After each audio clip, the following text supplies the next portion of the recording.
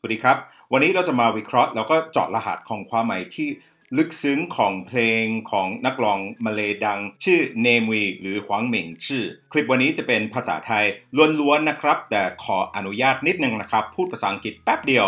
Hi everybody, today I'll be doing this review in Thai. You've probably seen my ones in English talking about the Chinese and Malay, but today I'll do it in Thai because Thailand is a neighbor of Malaysia, where Namewee is from, and Thai is also a tonal language like Chinese. So there are certain things, plays on words, political messages, and other things that happen that are going to be particularly relevant to the Thai people and will also resound with them a different way because we have similar things in the Thai language, the same tools that Namewee plays with. So don't switch off, I'll put subtitles in for you and I hope you enjoy this fresh look at Namewee's song Puoli Shin, playing Fragile Heart หรือปัวหลี่ชินโดนแบนในจีนภายในวันแรกที่ออกนะครับแต่ยังไงถึงแบนในประเทศจีนเพลงนี้ก็ระบาดจริงๆทั่วโลกนะครับชาวจีนทั่วโลกกำลังอึ้งกับเนื้อเพลงเนื่องจากว่าเพลงนี้กำลังต้านทั้งรัฐบาลจีนผู้นำจีนแล้วก็อีกหลายอย่างที่เกี่ยวข้องกับแผ่นดินใหญ่เนวีหรือหวังหมิงชื่อจริงๆเป็นอัจฉริยะทางด้านการแต่งเนื้อเพลงซึ่งเขาใช้ศัพท์โดยใช้ทั้งรูปภาพแล้วก็ใช้ภาษาในวิธีที่ว่าเขาอาจจะพูดอย่างแต่ความหมายเป็นอีกอย่างหนึ่งก็เป็นสองแง่สองงามก็เราเห็นว่าเนมวีมีข้อได้เปรียบเพราะว่าเขาอาจจะพูดภาษาจีนกลางแต่เนื่องจากว่าสำเนียงมาเลเวลาพูดจีนกลางแล้วก็สำเนียง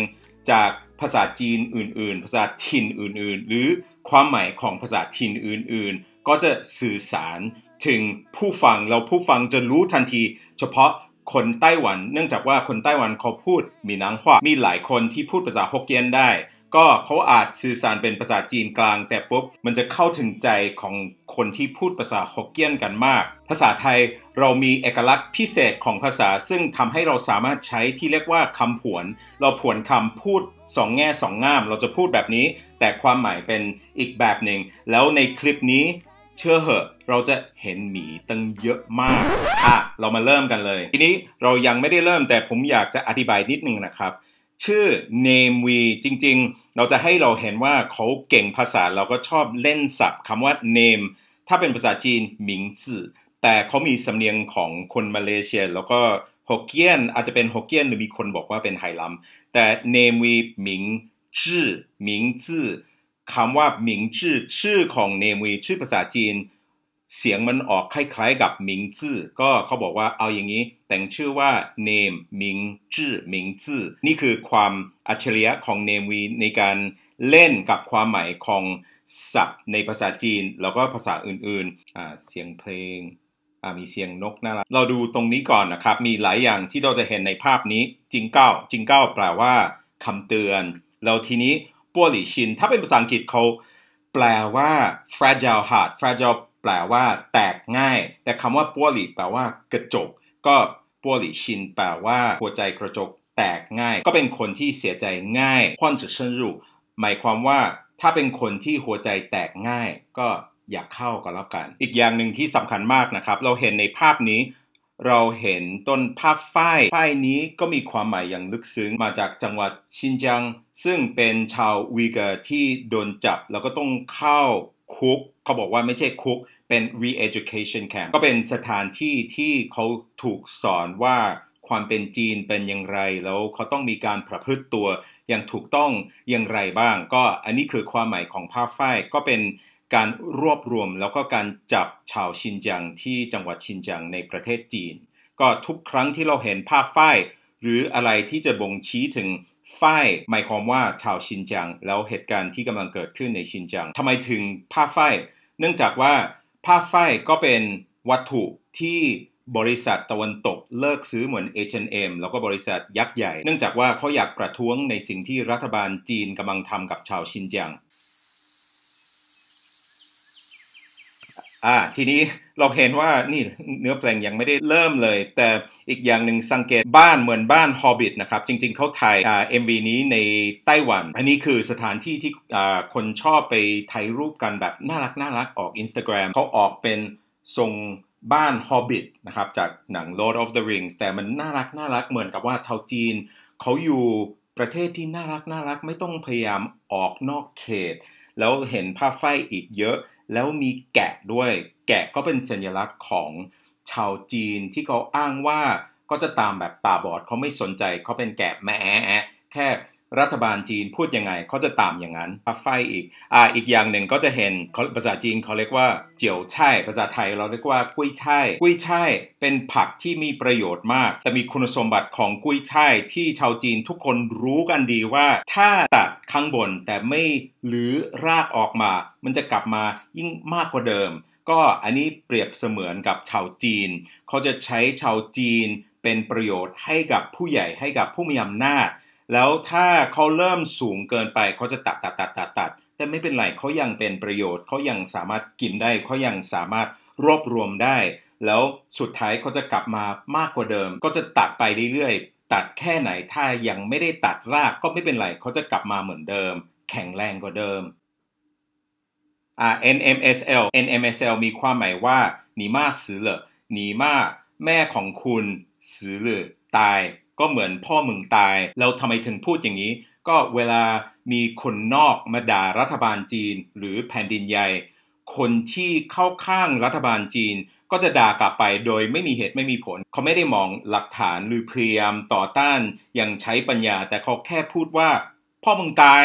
เพราะว่าเขาแค่อยากจะด่าเขารู้สึกเสียใจเขาไม่มีอะไรที่ลึกกว่านั้นอีกหรือที่จะใช้สมองมากไปกว่านี้เขาแค่บอกว่า NMSL 你妈死了พ่อมึงตายก็ NMSL เราจะเห็นตลอดคลิปนี้จะแสดงถึง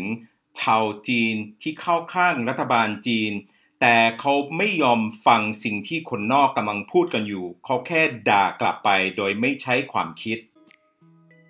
ทีนี้เราเห็นมีแพนด้าแต่งชุดทหารสีชมพู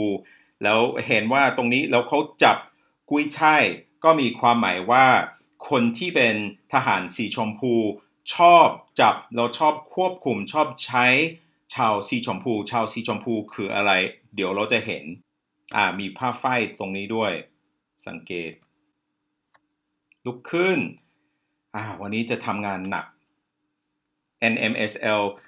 ถ้าใครเคยไปประเทศจีนหรือไปสวนลุมจะเห็นอาม่าอากงออกกำลังกายกันแบบนี้เลยอย่างที่เราเห็นคนจีนเห็นแบบนี้จะนึกถึงอากงอาม่าที่ออกกำลังกายกันแต่เช้าแต่ถ้าอยู่ในประเทศจีนเป็นรุ่นโบราณที่เข้าข้างรัฐบาลค่อนข้างเยอะเหมือนกันสังเกตมีแก้วก็เป็นกระจกซึ่งเป็นหัวใจกระจกหัวใจแก้วที่แตกง่ายเราเพลงติ้งติ้งติ้งติ้งก็เสียงเหมือนแก้วสังเกตหมีมีความหมายอย่างลึกซึ้งก็จะเห็นหมีเยอะไม่ได้พูดเล่นนะครับก็อันนี้เราผวนคำเมื่อกี้แต่เห็นหมีมีความหมายอย่างอื่นกลิ่นมาจากไหนวะในประเทศจีนเรามีแพนด้าซึ่งเป็นเอกลักษณ์ของประเทศจีนนึกถึงแพนด้านึกถึงจีนแต่ไม่อีกอย่างหนึ่งก็เป็นวินนี่เดอะพูประธานาธิบดีของจีนสีจิ้นผิงมีหลายคนอ้างว่าหน้าตาเหมือนวินนี่เดอะพูซึ่งถ้าใครอยากจะพูดถึงสีจิ้นผิงโดยไม่ใช้ชื่อจริงก็อาจจะใช้ชื่อว่าวินนี่เดอะพูซึ่งคำว่าวินนี่เดอะพูโดนแบนเหมือนกันซึ่งทุกครั้งที่เห็นหมีอย่านึกถึงกลิ่นอย่างเดียวนะครับก็นึกถึงแพนด้าก็เป็นจีนแล้วนึกถึงสีจิ้นผิงนั่นเองเรานึกถึงการโดนแบนการเซ็นเซอร์ที่คนจะไม่สามารถพูดตรงได้โดยไม่โดนแบนหรือโดนจับปั่วหลี่ชินแปลว่าหัวใจกระจก fragile แตกง่ายนี่คือชื่อหวังหมิงจื้อก็เป็นเนมวีแล้วก็มีนักร้องอีกคนหนึ่งซึ่งเขาเกิดในมาเลเซียพ่อแม่เป็นมาเลเซียจีนแต่เขาย้ายไปอยู่ออสเตรเลียตั้งแต่เด็กก็ถือสัญชาติออสเตรเลียถึงทุกวันนี้อยู่ไต้หวันเขาชื่อคิมเบอร์รี่เฉินหรือเฉินฟังหยีซึ่งเป็นนักร้องดังกับชาวจีนสังเกตตรงนี้โอเคมีหลายอย่าง1เครื่อง Mac ตรงนี้เป็น Apple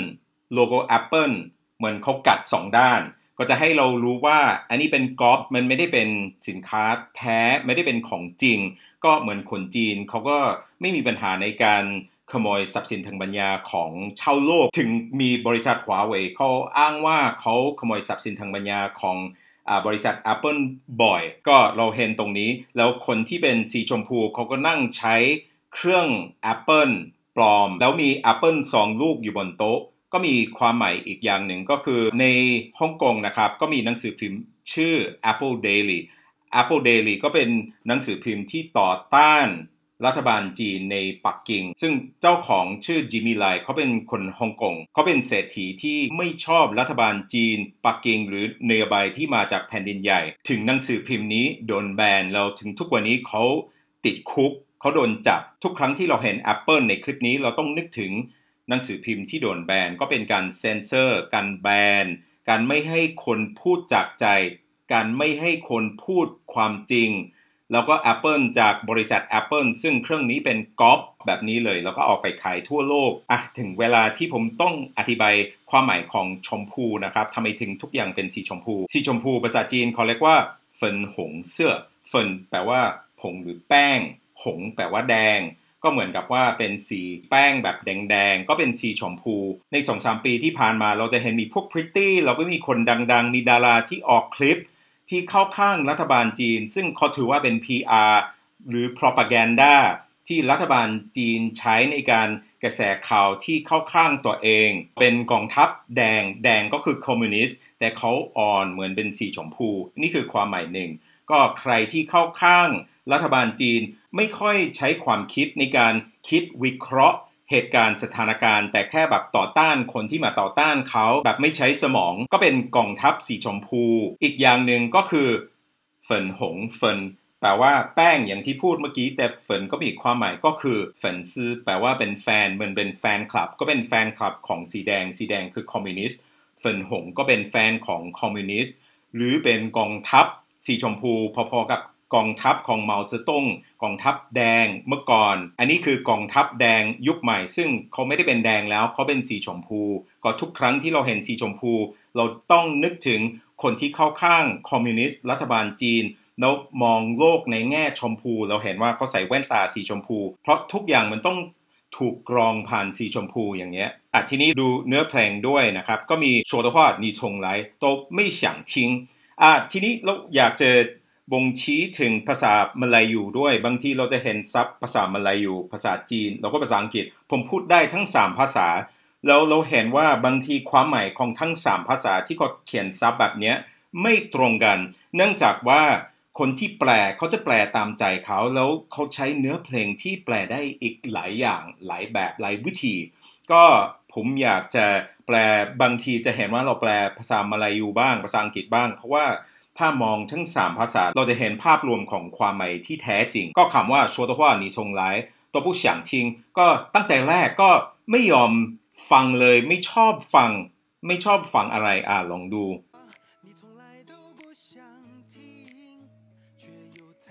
滔滔不绝ทีนี้เขากำลังบอกว่ายังไงใครพูดอะไรคิดว่าทั้งโลกกำลังโจมตีกันเราสุดท้ายก็ต้องตอบกลับอันนี้หมายความว่าอะไรอันนี้หมายความว่าใครพูดอะไรไม่ดีกับจีนหรืออาจพูดดีก็ได้แต่เขาถือว่าใครพูดอะไรดีไม่ดีลึกๆในใจเขาอยากจะโจมตีแผ่นดินใหญ่ก็เขาต้องตอบกลับใครๆก็เป็นศัตรูเบิร์ดทีนี้เห็นว่าเขามี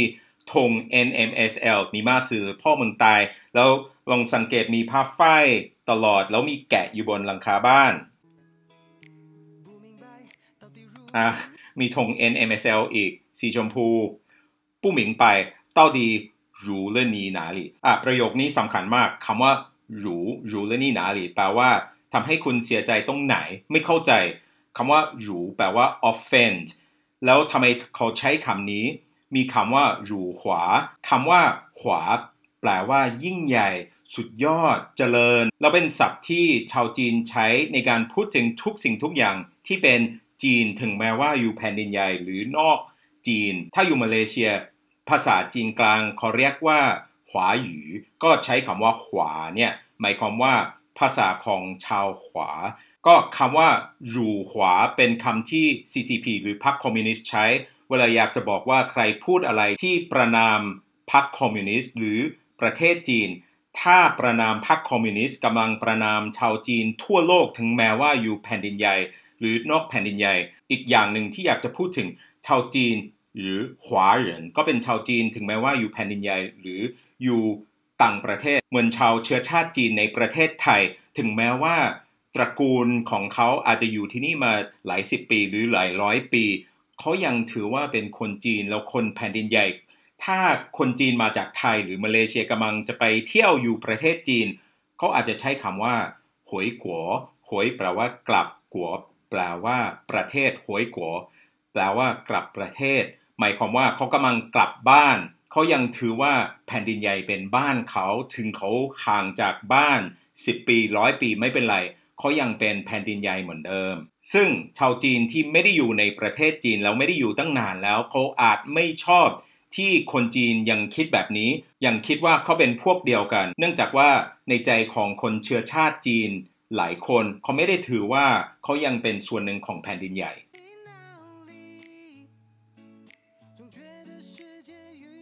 โอเค觉得世界与你为敌คิดว่าทั่วโลกกำลังโจมตีเป็นศัตรูของคุณ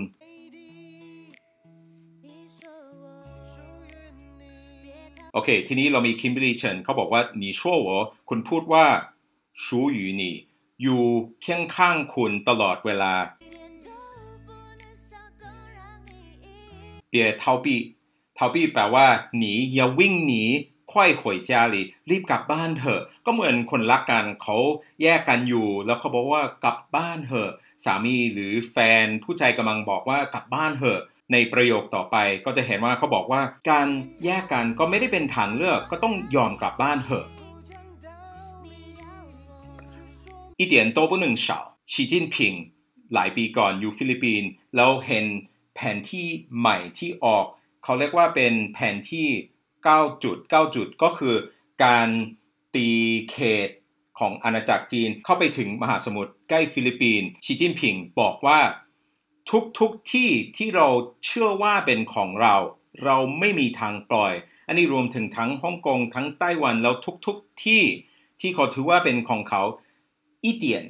นิดเดียวเองก็ไม่ปล่อยให้ใครแล้วถ้าคิดว่าจะปล่อยก็เพี้ยนไปแล้วมันไม่ make senseเต้าหลี่แปลว่า sense หรือตรรกะก็ไม่ make sense ไปเลยเราสังเกตมีหมีแพนด้ากำลังนั่งในส้วมแล้วเขาเปิดประตูหมายความว่าไม่มีความเป็นส่วนตัวกับคนจีนหรือกับผู้ใหญ่ที่กำลังเฝ้ากันอยู่ผู้จังเต้าหลี่ก็มันไม่ make sense 你要我去说明หมายความว่าใครพูดอะไรไม่ดีกับรัฐบาลหรือถ้าพูดอะไรให้คนอื่นฟังที่เขาไม่เห็นด้วยก็ต้องมาสารภาพอธิบายเราต่อไปอาจจะขอโทษก็นี่หมายความว่ารัฐบาลไม่สามารถฟังความจริงได้แล้วถ้าพูดความจริงแล้วเขาไม่ชอบก็ต้องถูกเรียกกลับมาแล้วก็อธิบายทำไมถึงพูดแบบนี้แล้วรับผลกระทบที่จะเกิดขึ้น不可分割的关系หมายความว่าไอ้เรื่องที่เราไม่สามารถแยกกันอยู่ได้ก็จะพูดถึงทำไมโอเคให้เอาเข้าหูเจอหนีแปลว่านี่ดูคุณเหมือนเป็นคนเก่งมากเป็นคนที่ทัฟมากแต่สุดท้ายก็เป็นคนที่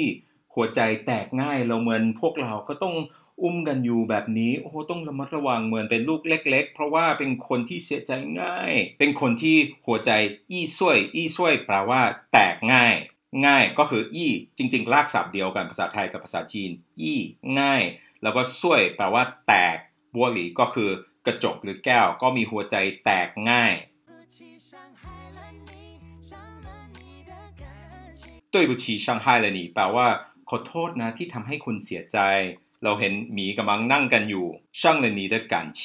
ก็ทำให้คุณรู้สึกไม่ดีเลย我听见有个声音ผมได้ยินเสียง是玻璃心碎一地คือเสียงของหัวใจกระจกแตกกระจายกันอยู่对不起是我太任性แปลว่าขอโทษนะที่พูดตรงเหลือเกินเราสังเกตว่าเขากำลังทำซุปก็มีผ้าฝ้ายมีกุ้ยช่ายมีค้างคาวแล้วต่อไปจะเห็นว่ามีหมามีอะไรนี่มีความหมายด้วยเขากำลังหั่นกุ้ยช่ายก็นี่มีความหมายอย่างที่บอกตัดแค่ไหนเดี๋ยวเขาจะกลับมามากกว่าเดิมแล้วมีแกะกำลังเฝ้ากันอยู่或许不该太直白ทีนี้เราต้องอธิบายเพราะว่าเขาใช้ภาษาถิ่นของเขาด้วยก็ถ้าใช้คำว่า直白เป็นภาษา จีนกลางจื้อไปจื้อแปลว่าตรงไปแปลว่าสีขาวก็จื้อไปแปลว่าคนที่พูดตรงแล้วก็เช่าจื้อไปเช่าแปลว่าเหลือเกินพูดตรงเหลือเกินก็คนที่พูดภาษาจีนเท่านั้นภาษาจีนกลางอาจจะคิดว่าคุณพูดตรงเหลือเกินจื้อไปไท่จื้อไปเช่าจื้อไปถ้าพูดภาษาไต้หวันซึ่งเป็นภาษาฮกเกี้ยนชนิดหนึ่งมีนามว่าคำว่าจื้อไปเวลาพูดเร็วฟังเหมือนจีไปแปลว่าอะไรก็อย่างที่พูดภาษาไทยเรามีการใช้คำผวนทีนี้จีไปแปลว่าหออีก็จริงครับก็ทุกครั้งที่เราเห็นคำว่าจื้อไปเรานึกถึงพูดตรงเหลือเกินแต่เรานึกถึงหออีเราไม่ใช่แค่หออีอย่างเดียวคำว่าเช่าจื้อไปเช่าถ้าเป็นภาษาจีนกลางแปลว่าเหลือเกินก็พูดตรงเหลือเกินเช่าโ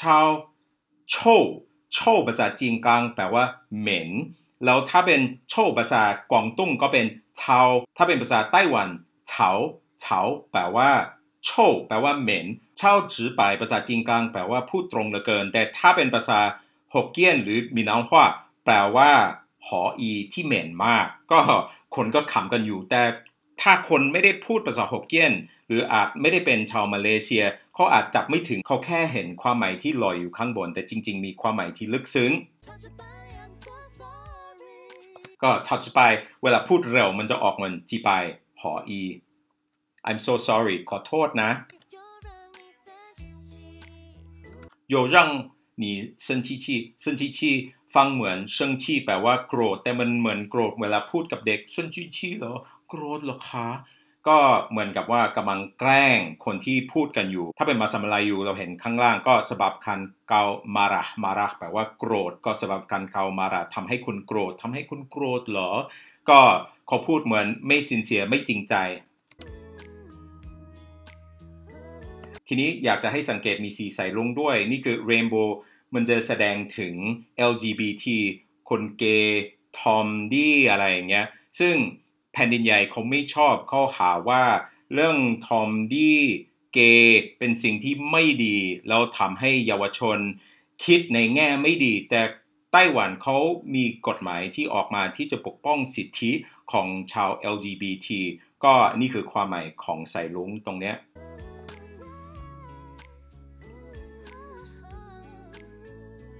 เราเห็นว่าคนชมพูหรือกองทัพชมพูเขากำลังนั่งพิมพ์เลยต่อต้านศัตรูของเขาอาจจะพิมพ์ NMSL แล้วมีแอปเปิล2ลูกอยู่บนโต๊ะ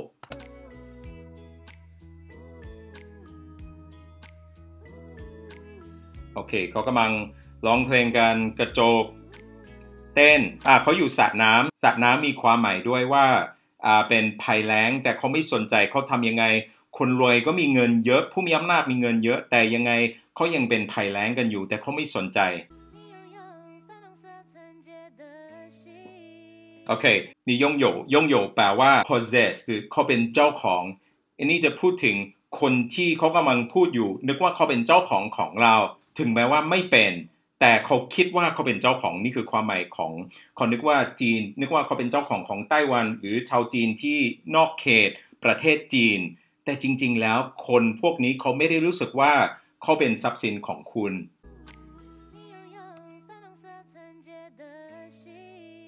เขาคิดว่าคนที่เป็นสีชมพูก็เป็นคนที่ซื่อสัตย์แล้วมีความจงรักภักดีต่อพรรคคอมมิวนิสต์หรือต่อปักกิ่งพวกคุณชอบกินเฉาโก่แปลว่าหมาเฉาเมาแปลว่าแมวเปียนฝูก็คือค้างคาวโคจิลีก็คือซีวิตเป็นชะมดก็นี่มีความหมาย1เฉาโก่ก็คือเทศกาลที่คนจีนชอบกินหมาซึ่งมันไม่ดีเฉาเมาเขาชอบกินอะไรเพี้ยนเปียนฝูก็คือการอ้างอิงถึงที่มาของโควิดว่าจะเชื่อหรือไม่เขาบอกว่าโควิดอาจจะเกิดจากตลาดที่ขายพวกค้างคาวอะไรเงี้ยแล้วมาจากค้างคาวอันนี้กำลังอ้างอิงถึงที่มาของโควิดที่เขาปิดบังแล้วก็กัวจิลีก็ถ้านึกถึงประมาณเกือบ20ปีก่อนที่มีซาร์สครั้งแรกนะครับเขาหาว่ามันมาจากชะมดใน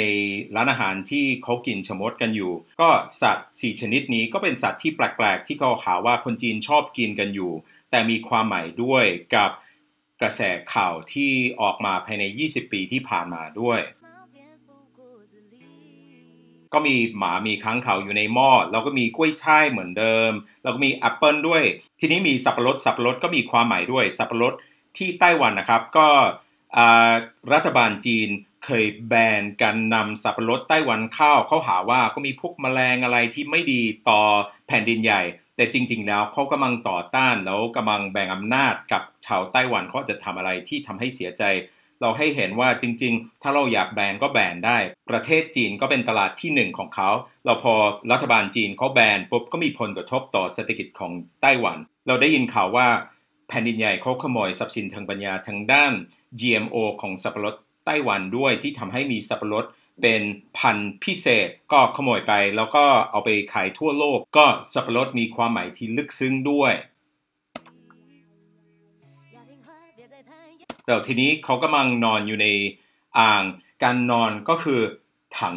เชินก็เยาวชนของประเทศจีนตอนนี้เขากำลังถังเชินเขากำลังนอนอยู่เขาไม่อยากทำงานแล้วเพราะว่าเขาไม่อยากจะรู้สึกว่าเขาเป็นกุ้ยช่ายเขาไม่ได้เป็นคนที่คนรวยผู้มีอำนาจสามารถนำไปใช้ได้เพื่อที่จะรวยเองแต่เขาไม่ได้อะไรคืนเราตั้งแต่โควิดเขาเห็นว่าถ้าเขาถังเชินถ้าเขานอนอยู่ไม่ทำอะไรอยู่บ้านก็ไม่ต้องทำงานก็ได้เศรษฐกิจพังไม่เป็นไรเขายังอยู่ได้ก็อันนี้คือสิ่งที่รัฐบาลจีนกำลังต่อต้านกันอยู่ก็เห็นภาพของคน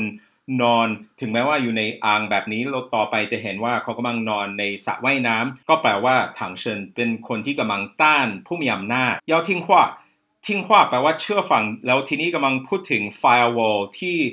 รัฐบาลจีนไม่ให้ใครเขียนอะไรที่จะออกนอกเขตของจีนหรืออะไรที่มาจากนอกจาก Facebook YouTube Google อะไรเงี้ยมันจะเข้าไม่ได้เนื่องจากว่าเขามี firewall ก็เขาบอกว่าเยาทิ้งว่าต้องเชื่อฟังแล้วไม่พูดอะไรที่ไม่ดีอย่าพยายามปีนขึ้น firewall นั้นนะเย่ที่นี้แปลว่าคุณตาแต่คุณตาเหมือนกับว่าเราเรียกลุง uncle หรือ grandfather เย่知道了ก็ grandpa คุณตารู้เลยว่าจะคิดถึงนะ怀念你ก็อันนี้คือคำพูดของสีจิ้นผิงเขามีการนำเสนอเขาใช้คำว่า怀念你แต่คนไต้หวันกำลังใช้คำว่า怀念แปลว่าคิดถึงกับคนที่ถูกยึดไปแล้วก็ติดคุกคนไม่เห็นครอบครัวก็คิดถึงเขาไม่รู้ว่าเขาอยู่ตรงไหนเขาตายหรือเขาเป็นอะไรหรืออาจเป็นคนชินเจียงด้วยก็กำลังคิดถึงอยู่เหมือนกันก็ใครพูดอะไรไม่ดีระวังนะครอบครัวอาจจะคิดถึงก็เป็นคำเตือนก็มี2คนที่เขาใช้คำว่าเย่ก็คือสีจิ้นผิงกับเหมาเจ๋อตงก็ใครพูดเย่เรารู้เลยว่าเขากำลังพูดถึงใครเหมือนภาษาไทยเราใช้คำว่าลุงเราอาจรู้เลยว่าเขาพูดถึงใครบ้างแล้วสังเกตเขากำลังสะบัดเงินแบบนี้เป็นเงินไต้หวันอ้างอิงว่าไต้หวันเป็นประเทศของเขาเป็นเอกเทศแล้วมีเงินของเขาเอง你说你很努力คุณบอกว่าทำงานขยันมากผู้ควรเจียนสีจิ้นผิงในการนำเสนอปี2008บอกว่าในสมัยก่อนเขาเคยเดิน10กิโลแล้วก็แบกถุงข้าว都干因为我那个时候扛200斤麦子十里山路我不换肩的十里山路我不换肩的十里山路不换肩ตอนสมัยเด็กๆเคยแบกถุงข้าวแล้วก็เดินแบบหนักมากไม่ได้เปลี่ยนข้างด้วยนะแล้วก็แบกเลยเพราะว่าเป็นคนที่ขยันมากก็เขาหาว่ามันไม่จริงแต่มีคนชอบพูดแบบนี้เหมือนกับว่าเขาเป็นซูเปอร์แมนเขาไม่เหมือนมนุษย์ทั่วไปแล้วเป็นคนที่ทุ่มเทเป็นวีรบุรุษของประเทศคังจะเหมียนฮวาแล้วแทนที่จะเป็นข้าวทีนี้เขาใช้คำว่าเหมียนฮวาก็คือฝ้ายอ้างถึงคนที่กำลังโดนจับแล้วก็ต้องเข้าคุกเป็นฟุ่งมี่ก็คือน้ำผึ้ง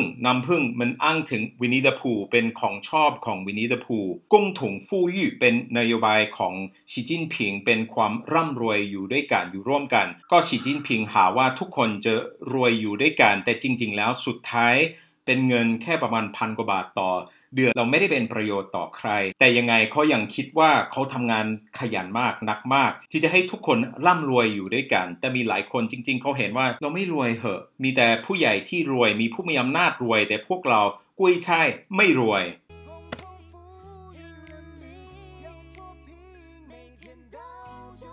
พิรามิดเทหัวใจใช้สุดชีวิตในการช่วยขจัดความยากจน每天到韭菜ก็คือกล้วยช่าย原理ทุกๆวันก็ลงไปในนากล้วยช่ายที่จะดูว่าประชาชนโอเคไหมสาปี้แปลว่าอะไรแจกเงิน 1,000 หยวนก็ไม่พอต่อเดือนแต่ทีนี้สาปี้ก็มีความหมายอย่างอื่นสาปี้แปลว่าโง่เป็นควายขอโทษนะแต่นี่คือความหมายภาษาจีนก็สาปี้ถ้าเป็นจีนกลางปกติมีสากับฉาแต่คนที่พูดจากภาคใต้หรือมาเลเซียหรือภาษาฮกเกี้ยนเขาจะพูดสาปี้เป็นโง่เหมือนกันก็คำนี้มี2ความหมายก็ทุกครั้งที่เราเห็นคนแจกเงินแล้วต่อไปเราจะเห็นมีแพนด้ากำลังแจกเงินกันอยู่เรานึกถึงสาปี้แต่สาปี้เป็นฉาปี้เป็นโง่เป็นควายหมีกำลังแจกเงินอยู่กล้วยช่ายขอโทษที่ทำให้เสียใจทำให้ความรู้สึกไม่ดีได้ยินเสียงหัวใจกระจกแตกกระจายขอโทษที่ผมพูดตรงเหลือเกินพูดความจริงทำให้เสียใจเราก็เป็นคนที่直白เราเป็นคนที่หออีเหม็นมากขอโทษนะอย่าโกรธนะทีนี้เขากำลังบอกว่ายังไงพูดยังไงก็จะโดนแบนโดนเซนเซอร์ต้อง self censor ถ้าไม่ self censor กลัวว่าจะโดนอุ้มแล้วก็เข้าคุกแล้วก็ต้องเข้า re-education camp หมายความว่าก็ต้องถูกสั่งสอนว่าพฤติกรรมที่ถูกต้องเป็นยังไงบ้างนี่คือใจเจ้ายู่ re-education ทีนี้ฮามีกว่าก็เป็น melon ทีนี้แตงกวาฮามี melon หมายความว่าชินจังด้วยก็พวกนี้กำลังถูกอุ้มอยู่ครอบครัวไม่รู้ว่ากำลังจะไปไหนแล้วเขาต้องเข้าคุกที่จะ re-education ถ้ากินแอปเปิลหมายความว่าถ้ากินข่าวที่ต่อต้านรัฐบาลจีนหรือสับปะรดก็แม้แต่ก็จะมีคนเข้ามาด่าคุณแม่ฉันซึ่งเป็น NMSL เป็นคำพูดที่คนชมพูมาต่อต้านคนที่ไม่เห็นด้วยกับเขาแล้วเขาก็มาตีมีแพนด้าไปโทนี่แปลว่าขอร้องเหอะเปียใจโทษ我的东西แปลว่าเลิกขโมยของฉันสักทีอยากจะให้ผมกราบขอโทษแต่ขอโทษนะทำไม่ได้不可以ทำไม่ได้跟你说话相对熊猫弹琴ภาษาจีนมีสำนวนว่ากำลังเล่นเครื่องดนตรีให้ควายฟังอันนี้เหมือนสำนวนไทยเป่าปีให้ควายฟังอันนี้เขากำลังเป่าปีให้มีแพนด้าฟังอันนี้หมายความว่าพูดยังไงก็จะไม่มีประโยชน์เขาไม่มีทางที่จะฟังเราเอาทีนี้จนเดจิ้งได้แหละแล้วก็ช่านเย่าแหละแปลว่าคนตกใจหมดเลยแล้วคนตกใจจนฉี่ลาดอันนี้คือภาษาที่นักการเมืองจีนหรือคนที่กำลังทำ PR สำหรับปักกิ่งเขาใช้เวลาพูดถึงความคืบหน้าหรือการพัฒนาการของจีนทำให้โลกนอกทำให้สหรัฐตกใจจนฉี่ลาดพอคนจีนฟังคำพูดแบบนี้เขาจะนึกถึงเป็นpropaganda ที่มาจากปักกิ่งเป็นภาษาที่เขาชอบใช้กันอยู่ขอโทษที่ทำให้คุณเสียใจทำให้ความรู้สึกไม่ดีพอได้ยินเสียงหัวใจกระจกแตกกระจายขอโทษที่พูดตรงเหลือเกินทำให้เสียใจพูดจือไปเหลือเกินเรารู้เลยว่าจือไปแปลว่าอะไรขอโทษทำให้คุณโกรธโอเคนี่กำลังจบแล้วเขาก็นั่งกินแล้วก็ให้กินขังข่าวกับกุ้ยช่ายตกใจมาตีทำให้คุณเสียใจเสียงมันกำลังโรแมนติกมากขอโทษนะที่รักเขากำลังถังเฉินกำลังนอนอยู่หัวใจกระจกแล้วสุดท้ายก็แตกกระจายเลยวิ่งหนี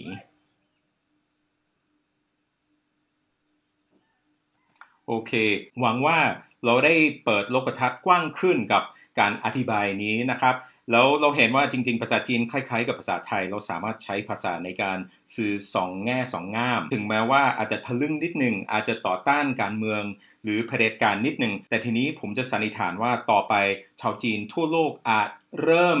ออกเพลงที่คล้ายๆอย่างนี้เป็นแนวนี้เพราะว่าเขาไม่ได้พูดถึงสีจิ้นผิงโดยตรงหรือไม่ได้พูดถึงรัฐบาลโดยตรงแต่เขาใช้สัญลักษณ์แล้วก็ภาษาในวิธีที่อาร์ติสติกมากเป็นศิลปะเพื่อที่จะสื่อสารให้ทั่วโลกเข้าใจว่าจริงๆความหมายมันคืออะไรมาต่อต้านเผด็จการยังไงติดตามแบ่งปันกับเพื่อนๆแล้วก็กดไลค์ subscribe I'll see you on the other side สวัสดีครั